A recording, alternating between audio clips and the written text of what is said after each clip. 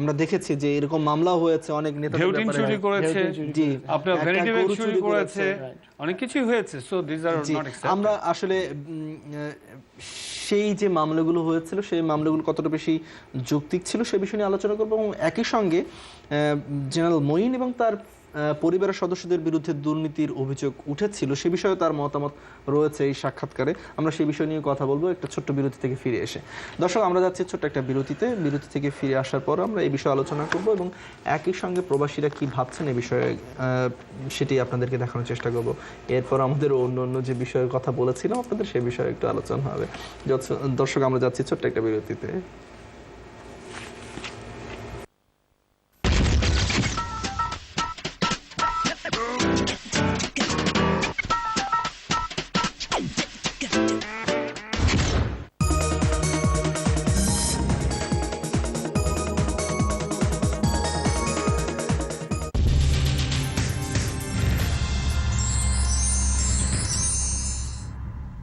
জামাইকায় Star kebab and Restaurant, Hillside Avenue এবং 168 স্ট্রিটের কর্নারে স্টার কাবাব অ্যান্ড রেস্টুরেন্টে আসুন।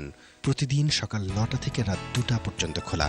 ব্রেকফাস্ট, লাঞ্চ এবং ডিনারে রয়েছে স্পেশাল বুফে। আমরা পিকনিক এবং যে কোনো পার্টির ক্যাটারিংও করে থাকি।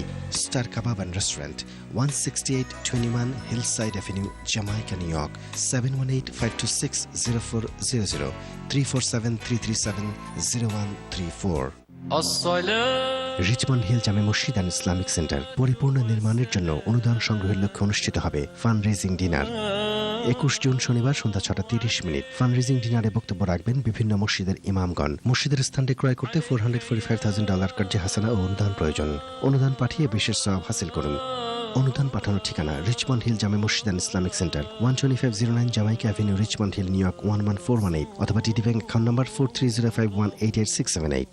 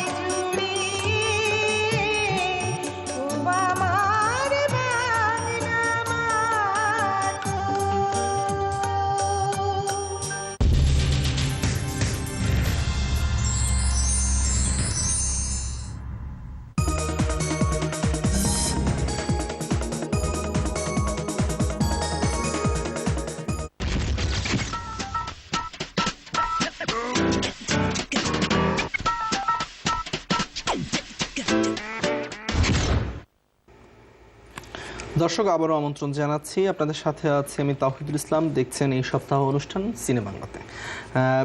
আমরা আমাদের অনুষ্ঠানের রীতি অনুযায়ী প্রতি সপ্তাহেই কোনো একটি বিষয় নিয়ে আমরা প্রবাসীদের মতামত জানার চেষ্টা করি এবং সেই মতামতগুলো মূলত আমরা আজকের দিনের দুপুরবেলাতেই ধারণ করে থাকি। দর্শক, চলুন সেই মতামতগুলো জেনে আসি। এবং সবার কাছেই প্রশ্ন ছিল অন 11-এর পরে সেই সময়ের সেনাপ্রধান জেনারেল মঈন তার যে কর্মকাণ্ড সেই বিষয়ে তাদের মূল্যায়ন এবং আজকে প্রকাশিত অথবা দুদিন ধরেই বাংলাদেশের বিভিন্ন সংবাদ মাধ্যমে তার এই সাক্ষাৎকারটি এসছে, সেই সাক্ষাৎকারটিও তারা পড়েছেন এবং সেই সাক্ষাৎকারের আলোকে তার সেই সময়ের কর্মকাণ্ড নিয়ে দর্শকদের মতামতগুলো দেখে আসি।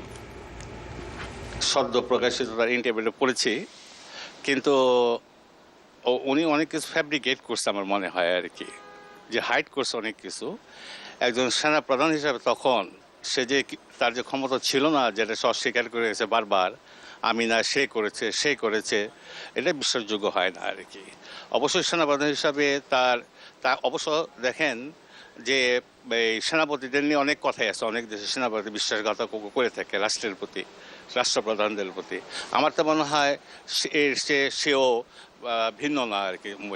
মঈন আহমেদ তার ভূমিকা, সে গণতন্ত্রের জন্য কিছুই পালন করেন নাই। হয়তো সে চেষ্টা করছে নিজেকে প্রতিষ্ঠিত করার জন্য, ক্ষমতা থাকার জন্য। এখন যত কথাই বলুক, ব্যর্থ হওয়াতে গণতন্ত্রের পথে আবার গেছে। 111-এর সময় মঈন আহমেদ প্রথম অবস্থায় এসে যে ভোটার তালিকাটা সংশোধন করেছে, এটা অবশ্যই ভালো কাজ করেছে, এবং যে আইডি কার্ডটা করছে এটা দেশের জন্য অনেক ভালো করছে। পরবর্তীতে তত্ত্বাবধায়ক সরকার এসে রাজনৈতিক নেতাদেরকে যেভাবে হয়রানি করেছে, সেটা মইনুল আহমেদ যদি জড়িত থাকে তাহলে ভুল করেছে, আর যদি জড়িত না থাকে, তত্ত্বাবধায়ক সরকার যদি করে থাকে, তাহলে সেটা আলাদা ব্যাপার। আর জনগণ মনে করে উনার হাত ছিল বলেই তত্ত্বাবধায়ক সরকার এটা করেছে। উনি যদি স্বীকার করেন যে এটাতে উনার কোনো হাত ছিল না, তাহলে এটা সুষ্ঠু বিচার হওয়া উচিত। সেনাপ্রধান মঈনুদ্দিন আহমেদেরও উপরস্থ একজন অফিসার ছিলেন, যিনি হয়তো ওনাকে নির্দেশ দিয়েছে, উনি সেই হিসাবে কাজ করছেন, এবং তৎকালীন উনি সেনাপ্রধান ছিলেন, এটা ওনার উপর দায়িত্ব ছিল যে করা, তাই উনি করেছেন। তো উনি সাবসাইড করে গেছে, হয়তো উনি জানতেন যাই না, নীরব রয়েছে, যেহেতু ওনার উপরস্থ চাপ ছিল। এদেরকে যে অ্যারেস্ট করছে আওয়ামী লীগ বিএনপি, যাদেরকে অ্যারেস্ট করছে আমি সব সমর্থন করি, কিন্তু তারেক রহমানকে যে মারছে যেভাবে মার্সিলেসলি, এটা অমানবিক, এটা কোনো অবস্থাতেই এটা সমর্থনযোগ্য না। ওনাদের মধ্যে কিছু ভুল ত্রুটি থাকলেও সার্বিকভাবে আমি ওনাদেরকে ভালোই মনে করি। আমরা বর্তমান যে সরকার আছে, এই সরকার বা এর আগে যে গণতান্ত্রিক সরকার আমরা দেখি, তাদের চাইতে তত্ত্বাবধায়ক সরকার আমার কাছে সবগুলি তত্ত্বাবধায়কই মঈনুল আহমেদের তত্ত্বাবধায়ক সরকার সহ ভালো আছে। হয়তো তাদের মধ্যে কিছু ত্রুটি থাকতে পারে, আবার এরকম তত্ত্বাবধায়করা আসুক, এনিওয়ে সেনাবাহিনীর মাধ্যমে যদি সেনাবাহিনী যদি আসে, we welcome it any time. ছিলাম প্রবাসীদের মতামত। আপনারা দুজনও দেখেছেন, একই সঙ্গে আপনাদের দুজনের কাছ থেকেই আমরা একই প্রশ্ন। সেই সময় জেনারেল মঈন এবং তার পরিবার দুর্নীতি করেছে এমন অভিযোগ পরবর্তী সময় আমরা দেখেছি, এবং সে বিষয়ে ওনাকে প্রশ্ন করা হয়েছিল। উনি বলেছেন যে ওই 2 বছর তাদের ভাইদেরকে পর্যন্ত তার বাসা আসা যাওয়া বন্ধ করে দিয়েছিলেন। উনি ওনার মতো করে নিজেদেরকে নির্দোষী দাবি করেছেন। কিন্তু আমি সে সময় বাংলাদেশে ছিলাম এবং সাংবাদিকতাই করেছি। আমরা যতটা জানি, সেই সময় ঢাকা শহরে অনেক বড় বড় বিল্ডিং, অনেক আবাসিক এলাকার ভবন মালিকানা পরিবর্তিত হয়েছে। সেসব তথ্য নিশ্চয়ই আপনারা জানেন। সব মিলিয়ে আসলে কি দুর্নীতি রোধ করতে গিয়ে সেনাবাহিনী অথবা সামরিক বাহিনীর সদস্যরা নিজেরাই দুর্নীতিগ্রস্ত হননি তখন? এটার উত্তরটা এক কথায় দেয়া যাবে না। আমি যেভাবে বলবো সেটা হচ্ছে যে হ্যাঁ, দুর্নীতি রোধ করতে যেয়ে তারাও দুর্নীতিগ্রস্ত হয়েছিলেন। কোন লেভেলে দুর্নীতিটা হয়েছে সেটা আমরা সঠিক জানি না, কিন্তু দুর্নীতি হয়েছে। কারণ মুইনুল আহমেদের সরকার বা ফখরুদ্দিন আহমেদের সরকার ওই সময় যত জনপ্রিয় ছিলেন, শুরুতে প্রায় 95% ম্যান্ডেট ছিল জনগণের, সেটা কমতে কমতে অনেক নিচে নেমে এসেছিল। তার একটা দ্রব্যমূল্য, আরেকটা হচ্ছে দুর্নীতি। এটা মনে রাখতে হবে যে দুর্নীতি ওয়াজ এন ইস্যু, বিকজ এখন বা ধরেন একটা গণতান্ত্রিক সরকারে দুর্নীতি করে মাসলম্যানরা, দুর্নীতি করে রাজনৈতিক কর্মীরা, রাজনৈতিক নেতারা, তখন দুর্নীতি করেছে আর্মি পার্সোনালস, এবং সেরকম অনেক কথা উঠেছিল বাজারে। এমনকি ওই সরকারের মানে তত্ত্বাবধায়ক সরকারের পরে আওয়ামী লীগ নির্বাচিত হওয়ার পরেও আমি অনেকের মুখ থেকেই শুনেছি যে অনেক আর্মি জেনারেলের রেস্টুরেন্ট পাওয়া গেছে, যে তাদের ইনভেস্টমেন্ট পাওয়া গেছে নেপালে, কাঠমান্ডুতে এবং অন্যান্য জায়গায়। এই খবরগুলো বাজারে এসছে। ব্যাপারটা হচ্ছে, আমরা তো ধরেন আমাদের পক্ষে জানা সম্ভব নয়, কারণ এগুলো এমন লেভেলে হয় যে লেভেলে জানা খুব মুশকিল। কিন্তু সবচেয়ে সোজা যে উপায়ে দুর্নীতিটা হয়েছে সেটা হচ্ছে যে তত্ত্বাবধায়ক সরকার এসে দুর্নীতির নামে অনেক ব্যবসায়ীকে গ্রেফতার করেছিল, এবং তাদের ছাড়ানোর জন্যে তাদের নিকটাত্মীয়রা এই আর্মি অফিসারদের কাছে বিভিন্ন রকমের টাকা পয়সা দিয়ে তাদেরকে ছাড়িয়েছে। দ্যাট ওয়াজ দ্য মেজর দুর্নীতি। আরেকটা প্রশ্ন এসছে যে তত্ত্বাবধায়ক সরকার এসে একটা বড় বড় ব্যবসায়ীর কাছ থেকে, অনেকগুলি কোম্পানির থেকে প্রায় 1600 কোটি টাকা রেভিনিউ বা এককালীন টাকা আদায় করেছিলেন, যার মধ্যে 1200 কোটি টাকা বাংলাদেশ ব্যাংকে জমা দেওয়া হয়েছিল। 400 কোটি টাকার হিসাব মেলানো মুশকিল। এই 400 কোটি টাকার হিসাব নিয়ে কথা উঠেছে। আমি যেটা বলতে চাই সেটা হচ্ছে যে দেখেন, আর্মি বলেন, ডেমোক্রেটিক গভর্নমেন্ট বলেন, যাই বলেন, আমরা তো বাংলাদেশি, আমরা তো বাঙালি। এমন তো না যে অন্য কোনো দেশ থেকে তারা এসে শাসন করেছে। এরা আমাদেরই মামা, চাচা, আত্মীয় স্বজন, বন্ধু বান্ধব, ভাই। সুতরাং এরা যে চট করে ফেরেশতা হয়ে যাবে তা তো না। সুতরাং তারাও একই বাংলাদেশের যে দুর্নীতির জাতীয় রোগ, আমাদের যে ন্যাশনাল ডিজিজ যে দুর্নীতি, এই দুর্নীতির ন্যাশনাল ডিজিজ তাদেরও আছে। কিন্তু তাদের পক্ষে দুর্নীতি করা সবসময় সম্ভব না, কারণ তারা তো ক্ষমতায় থাকে না। যখন তারা ক্ষমতায় ছিল তখন দুর্নীতি হয়েছে, without a question. That was a major issue. Moeen U আহমেদের পরিবারবর্গের ভেতরে যে বিরুদ্ধে যে দুর্নীতির কথা উঠেছে সেটা কতখানি সত্য আমি জানি না। আমি পড়েছি যে উনি বলেছেন যে ওনার 300-500 কোটি টাকা নাই, উনি ওনার মামার বাড়িতে থাকেন নিউ ইয়র্কে। এটা আপনি সাংবাদিক হিসেবে আমার থেকে ভালো জানবেন নিউ ইয়র্কে উনি কোথায় থাকেন। কিন্তু আমি মনে করি যে দুর্নীতি সব লেভেলই হয়েছে ওই সময়। জি, আমরা দুর্নীতি নিয়ে যদি আপনি কিছু বলতে চান, কিন্তু আপনার কাছে আমার মূলত এখন যে প্রশ্ন, সেই সময়ের যারা মহানায়ক জেনারেল মঈন সহ যারা ছিলেন কেউ এখন দেশে নেই কেন? এত কনফিডেন্ট যদি তারা থাকেন যে হ্যাঁ তারা অনেক ভালো কাজ করেছেন, একজন মহানায়কও কেন দেশে নাই? কেন সবাই দেশান্তরী? দেখুন, এই যে সেক্ষেত্রে আপনাকে আরেকটু জানিয়ে রাখি যে তাদের সমর্থন, তারা সমর্থন পেয়েছিলেন সেই সময় নির্বাচনের মধ্য দিয়ে যারা বিশাল সংখ্যাগরিষ্ঠতা নিয়ে সরকার গঠন করেছেন, তাদের সমর্থনও তারা পেয়েছেন। কারণ ওই 2 বছরে যতগুলো সংশোধনী এসেছিল সবগুলোই সংসদে পাশ হয়েছে পরবর্তীতে সময়, তারপরও সেই মহানায়করা একজনও দেশে নেই কেন? না, তার আগে একটু বলে নিই যে ডক্টর নাফিস বা আজকে যে প্রসঙ্গটা নিয়ে আপনি আলোচনা করছেন, সেই জন্য 1/11 সম্পর্কে প্রশংসা করার মতো বা 1/11 মতো ঘটনা ঘটুক, এটা আমি একজন মানে সাধারণ বিবেকবান মানুষ হিসেবে চাই না। কেন চাই না? এই ঘটনাগুলো ঘটার কারণেই আজকে এই বিতর্কটা হচ্ছে। আজকে একজন সেনাপ্রধান সম্পর্কে বিতর্ক হচ্ছে, আজকে সেনাবাহিনী সম্পর্কে বিতর্ক হচ্ছে। ইভেন তাদেরকে কেউ কেউ দুর্নীতিতে জড়িয়ে গেছে সে কথা বলতেও কেউ মানে জড়তা নেই। তো এই দুঃখজনক ঘটনাগুলো কিন্তু আসতো না, আলোচনায় আসতো না। কারণ আমাদের যে নেচার অফ ডিউটিস বা আমাদের যে কর্তব্য দায়িত্ব সেটা কিন্তু একটু ভিন্ন, এবং সেই জন্য কিন্তু আমাদেরকে আলাদাভাবে ট্রেন করা হয়, ভিন্নভাবে প্রশিক্ষণ করা হয় এবং ভিন্নভাবে অবস্থান রাখা হয় আর কি, দেশের স্বার্থে, জাতির স্বার্থে, প্রতিরক্ষার স্বার্থে। তো এই যে আমি সেই জন্য বলছি যে সেনাপ্রধান, সাবেক সেনাপ্রধান উনি বলেছেন যে উনি অনেকদিন পর বক্তব্য দিয়েছেন। আমি আশা করব অনেকের মতোই যে উনি শুধু এই ছোটোখাটো বক্তব্য না, পুরো বিষয়টাকে প্রকাশ করা বিশ্বাসযোগ্যভাবে, কারণ এটা জানা দরকার এবং এখান থেকে আমাদের অনেক কিছু শেখার আছে। দেশকে গড়ার জন্য, দেশকে বিনির্মাণের জন্য কিংবা দেশকে এগিয়ে নেওয়ার জন্য আমাদের যে দায়িত্ব কর্তব্য কি সেটার ব্যাপারে আমরা অনেক কিছু হয়তো শিখতে পারবো ইতিহাস থেকে। জি, আর মহানায়করা কেন দেশান্তরী? না, মহানায়ক তো অনেকেই দেশে যাচ্ছেন, আসছেন, হাই কমিশনার হচ্ছেন, অ্যাম্বাসেডর হচ্ছেন, একটার পর একটা এক্সটেনশন পাচ্ছেন, এবং সে কথাই মনে করিয়ে দেয় আসলে দেশে গিয়ে এক্সটেনশন পাচ্ছেন নাকি সেখানে থেকে এক্সটেনশন পাচ্ছেন? সেখানে থেকে এক্সটেনশন পাচ্ছেন, এক্সটেনশন পাওয়ার আগে আবার দেশেও আসছেন, দেশে এসে আলাপ আলোচনা করে যাওয়ার পর এক্সটেনশন পাচ্ছেন। এটা একটা জিনিস প্রমাণ করে কি জানেন, দুঃখজনক ঘটনা হলো সত্য যে বাংলাদেশে তো সত্যিকারের গণতান্ত্রিক রাজনৈতিক দল হিসেবে যারা এককভাবে দাবিদার আওয়ামী লীগ, আমরাও স্বীকার করি আওয়ামী লীগ অত্যন্ত প্রাচীন গণতান্ত্রিক দল। সেই দলের নেত্রী কিন্তু এই 1/11-এর পরপর ঘোষণা করেছিলেন যে এই সরকার তার আন্দোলনের ফসল এবং তারা ক্ষমতা এলে বৈধতা দেবে। উনি ওনার কথা রেখেছেন। উনি যে আন্দোলনের ফসল বা বৈধতা দিয়েছেন, আমি নাম বলি জেনারেল মাসুদউদ্দিন চৌধুরী, যাকে উনি 2-3বার বোধহয় এক্সটেনশন দিয়েছেন এজ হাই কমিশনার। স্বরাষ্ট্রমন্ত্রী হওয়ার গুজব আছে বাজারে। ইভেন তাকে যারা যে সরকার গ্রেফতার করেছিল সেই সরকারের একজন নায়ক বলুন বা যেই নায়ক খলনায়ক বলুন, তাকে এক্সটেনশন দিয়েছে।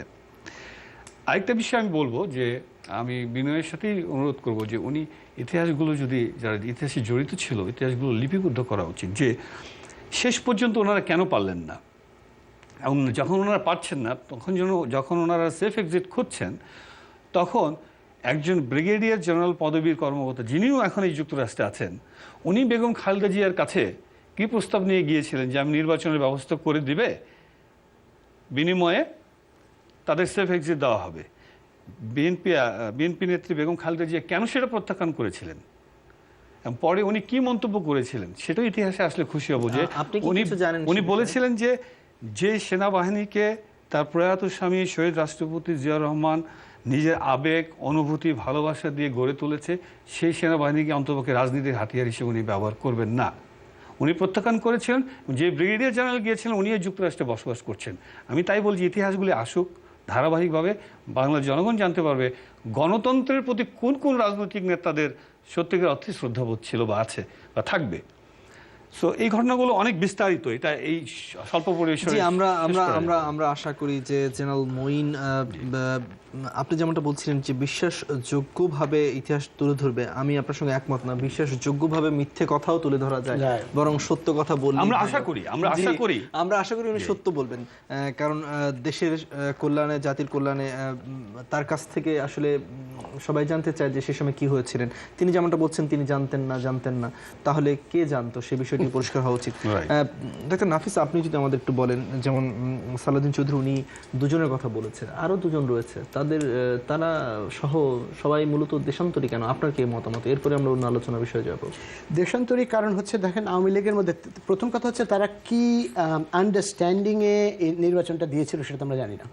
দেয়ার was an understanding between Awami League, BNP and at that time the government. এখন সালাউদ্দিন সাহেবের কথা মনে হচ্ছে বিএনপির সঙ্গে আন্ডারস্ট্যান্ডিং সুযোগ হয় নাই। প্রস্তাবটা গিয়েছিল, রিফিউজ করেছিল। প্রস্তাবটা গিয়েছিল, Right. বেগম খালেদা জিয়া দ্ব্যর্থহীনভাবে রিফিউজ প্রত্যাখ্যান করেছিল। মে হোয়াট কাম, Right. আমি আর্মিকে, সেনাবাহিনীকে রাজনীতির হাতিয়ার হিসেবে ব্যবহার করতে যাব না। কিন্তু আমার ধারণা On record. যে দুই দলের সঙ্গেই একটা আন্ডারস্ট্যান্ডিং হয়েছিল যে সেফ এক্সিটের ব্যাপারে, যে একটা নির্বাচন হবে, নির্বাচনে যারা দিতে আসবে তারা আসার পরে আমাদের নেওয়া সমস্ত রেজলিউশনগুলি পাশ করতে হবে সংসদে এবং আমাদেরকে সেফ এক্সিট দিতে হবে।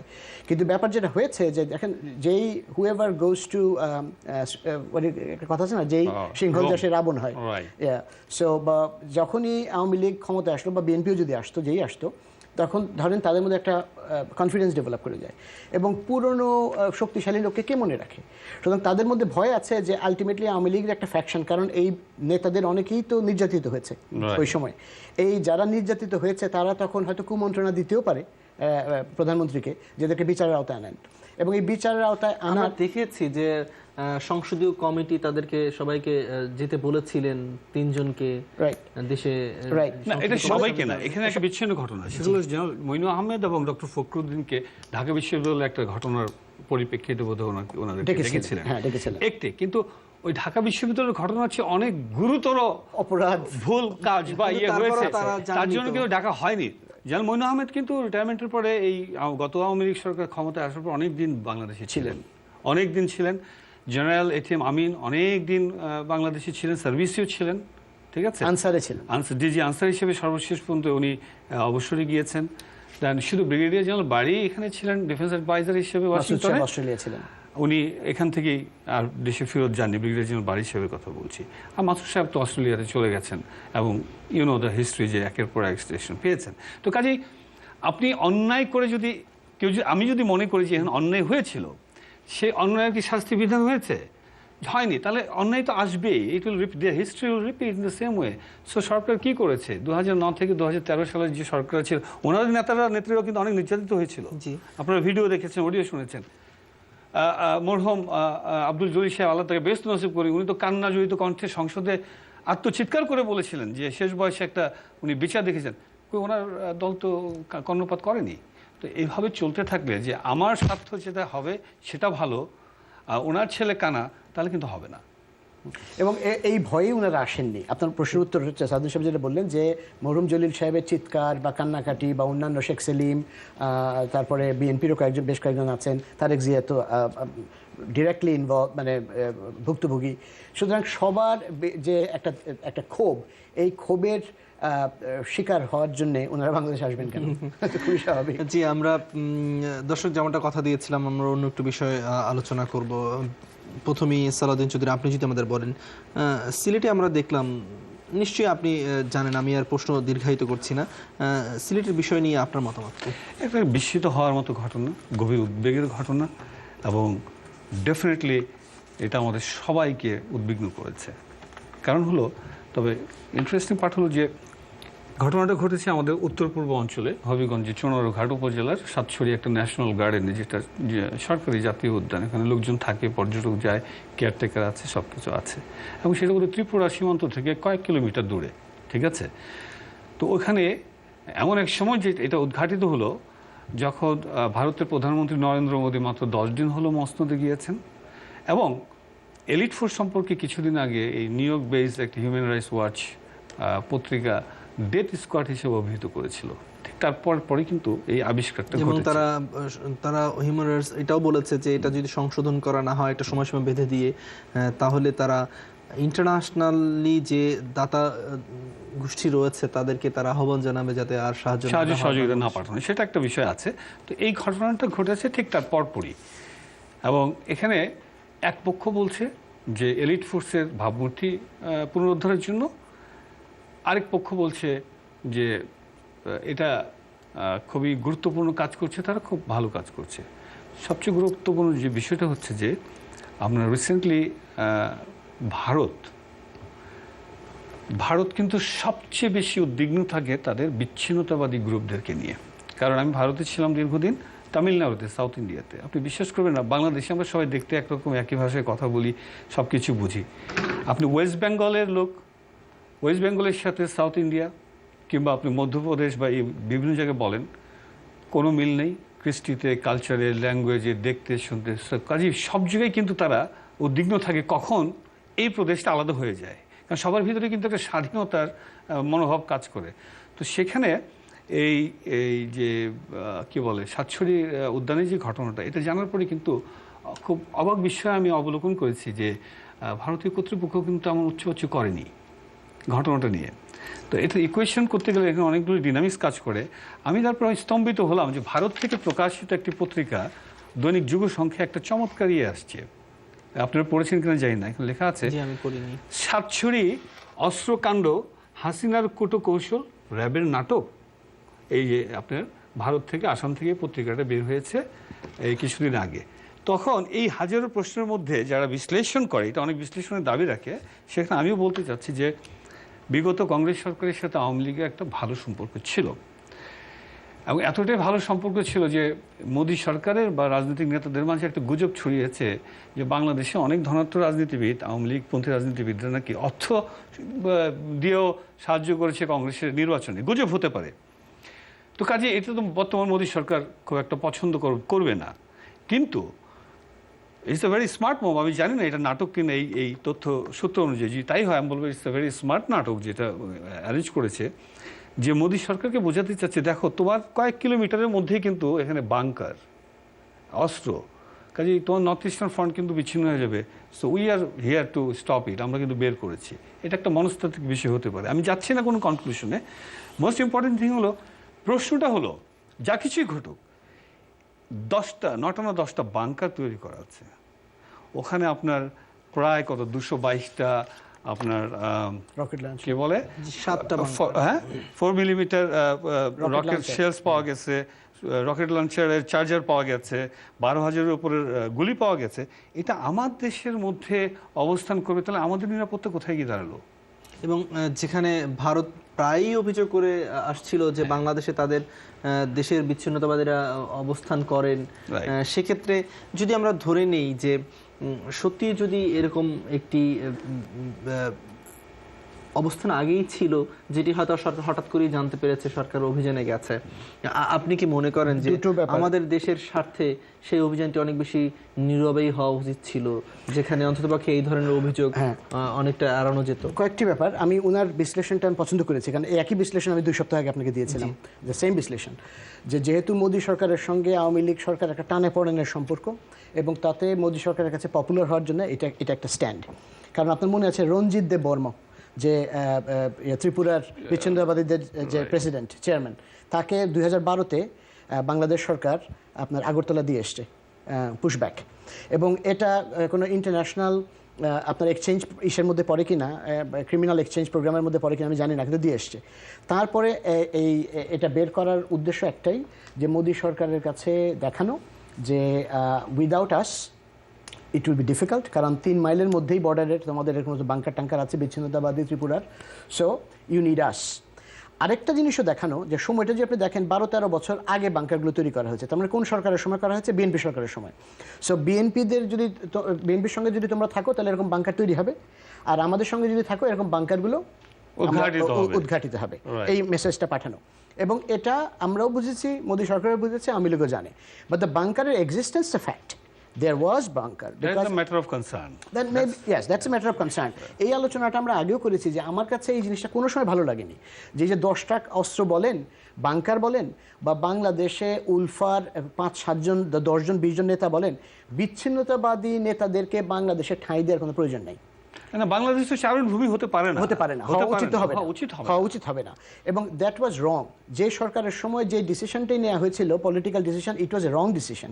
কারণ দেখেন, ফরেন পলিসির, সমস্ত রাষ্ট্রের ফরেন পলিসির একটা বেসিক কথা আছে, কথা হচ্ছে যে সমস্ত রাষ্ট্রের সঙ্গে সুসম্পর্ক এবং কারোর আভ্যন্তরীণ ব্যাপারে হস্তক্ষেপ না করা।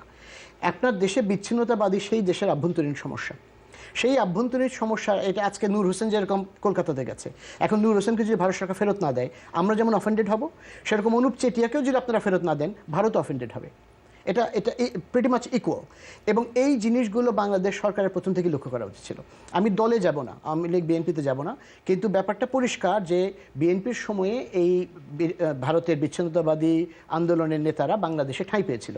এখন আওয়ামী লীগ এগুলোকে রিভিল করছে to become popular two BJP government. আমি একটা ছোট্ট একটা পয়েন্ট এড করব যে আমি আপনার কাছে আসবো দুটো বিষয় নিয়ে। মূলত এরকম একটি বাংকার যদি থাকে এবং সেটাই এরকম যদি কাকতালীয়ভাবে ধরে নেই যে এরকম একটি সময়ে তারা আবিষ্কার করেছে যখন সরকারের প্রয়োজন ছিল এরকম একটি ঘটনা, নাকি যদি সন্দেহের চোখে দেখি যে সরকার জানে আসলে কোথায় কোথায় কি আছে, কারণ বাংলাদেশের ভূখণ্ডে রয়েছে এবং সরকার জানে না, এমন তো হওয়ার সম্ভাবনা নেই। দেখুন, আমাদের দেশের আয়তন অনুযায়ী যদি আমরা গড়ে প্রতি বর্গ কিলোমিটারে ধরি 1200 লোকের বসবাস, যদি আমি ভুল না বলে থাকি, এখানে চোখ ফাঁকি দিয়ে এই 56,000 বা 55,000 বর্গ মাইল এলাকায় সরকারের চোখ ফাঁকি দিয়ে এই ঘটনাগুলোতে এতদিন লুকিয়ে থাকবে, বিশ্বাসযোগ্য না, নাম্বার 1। নাম্বার 2, সরকারের কিছু সন্দেহ পোষণ করছে যে 2004-এর অস্ত্রের সাথে এই অস্ত্রগুলি মিল আছে, এগ্রিড।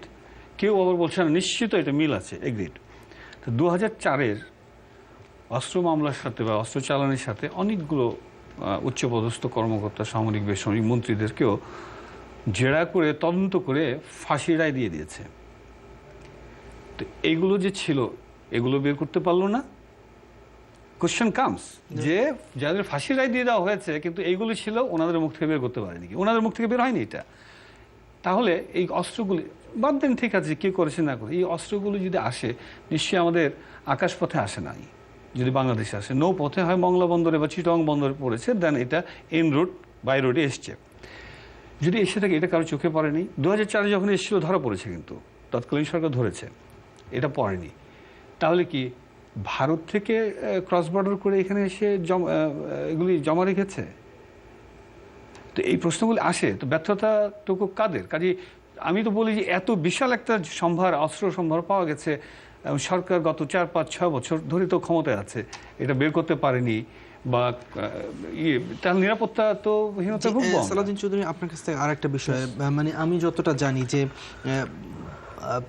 পার্শ্ববর্তী কোনো শক্তিশালী দেশ যদি থাকে এবং সেই দেশের পার্শ্বে যদি কোনো দুর্বল, অপেক্ষাকৃত দুর্বল দেশ থাকে, দুর্বল দেশটি মূলত শক্তিশালী দেশটাকে যেহেতু সরাসরি কোনোভাবে মুখোমুখি অবস্থানে দাঁড়িয়ে তার দাবি দেওয়া অথবা নিয়ন্ত্রণ করার মতো দক্ষতা থাকে না, সেক্ষেত্রে সরকারের পক্ষ থেকে অথবা সামরিক উপায়েই মূলত ছোট ছোট কিছু বিচ্ছিন্নতাবাদী সংগঠনকে প্রশ্রয় দিয়ে অন্যভাবে একটু প্রেশার ক্রিয়েট করার চেষ্টা, এরকম একটি কৌশল থাকে যেটি মূলত বইয়ে থাকে না, কিন্তু বিভিন্ন দেশের দুর্বল রাষ্ট্রগুলো শক্তিশালী প্রতিবেশীর জন্য এরকম একটি কাজ করে, আমার যতটুকু জানা আছে।